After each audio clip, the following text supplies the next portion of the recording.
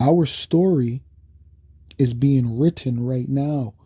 A lot of people like to read the Bible, and we go back to the different righteous men that stood tall in the times of peril and in the times of these different empires that ever came to pass.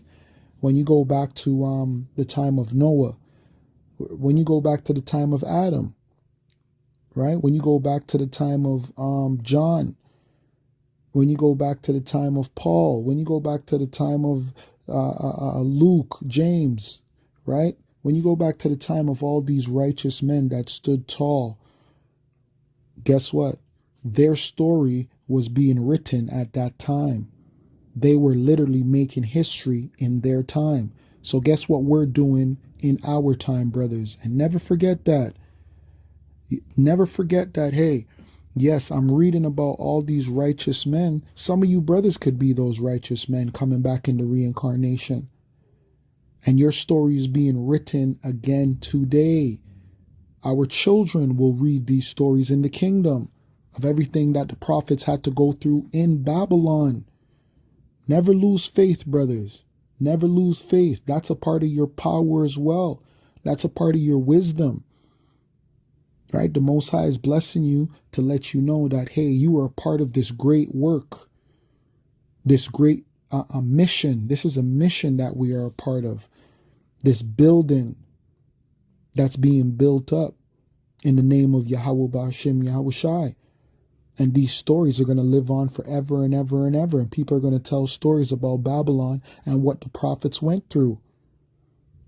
The prophets being homeless, the prophets being disrespected, people trying to kill the prophets, people trying to stab the prophets, right? All types of shit. Your family members disrespecting you. You damn near losing your mind, but always prophesying and always keeping your faith in Yahweh Ba'ashem Yahweh Shai. Your story is going to be written. There's going to be a book of whoever you are. There's going to be a story of Tahar, a story of Elder Apostle Tahar, a story of Elder Apostle Gabar, a story of Elder Apostle Aramlab, right? A story of Elder Apostle Rakah, a story of the bishops, and so on and so forth, their accounts and their life and what they went through in Babylon. And it's the same thing for you brothers, man, right? You elders on down. Your story's being written right now. What we're doing is not for naught. This is not a joke that we're a part of. We're literally making history. We are making history. This is a part of the downfall of Esau, right? We are a part of the downfall of Esau spiritually. Now this is Romans chapter 15 verse 4, and it reads, "For whatsoever things were written aforetime were written for our learning." Were written for our learning, right? So we can look back and see what these prophets and these servants of the Lord, these ambassadors of the Lord have been through and be like, okay, well, that's the type of mission I'm going to be on. But we have to apply this new kingdom, right? What Noah went through, Yahweh Shai never went through. What, right? Like what different men went through won't be what a different man is going to go through, because we're in different times as well, right? We're in completely different times. So us being in modern day Babylon, when they read about us in the kingdom when we're in power, they're going to be like, wow, how did you guys survive that? They're going to be like, what do you mean a man was a woman? What do you mean a woman was a man? They won't understand. And we're going to tell them, yeah, that was known as a tranny. That was a transgender. You know what I mean? It's gonna be amazing, man. But it says whatsoever things were written aforetime were written for our learning. You know why? Because there's certain lessons that won't ever change, like keeping the faith, right? Never turning your back on Yahweh, Ba'ashem Yahweh Shai, the hardships that the prophets are gonna have to go through, right? This job comes with certain hazards. This job of ours is very hazardous. A lot of things can happen to us physically and spiritually. We're going to go through physical attacks and we're going to go through spiritual attacks. But that comes with the job. right? It says that we, through patience and comfort of the scriptures, might have hope. Why? Because there's certain scriptures we're going to read and it's going to give us hope. When we read what the men of the Lord went through in the kingdom, it's going to make us humble.